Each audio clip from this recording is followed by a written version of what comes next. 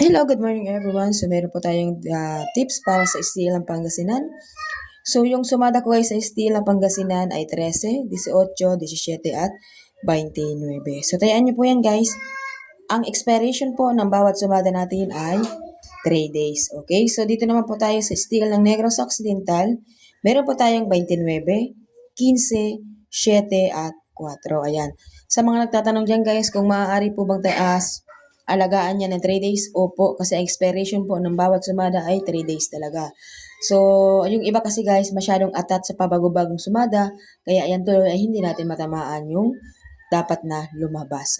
So dapat mag-focus po tayo kahit po second day o third day pa rin, tayaan pa rin kahit kaunti, at least merong taya. So, pilitin pong maging 3 days para po wala pong pagsisihan. So yun lamang guys, maraming salamat po. God bless po sa inyo lahat, and advance Happy New Year. Good luck!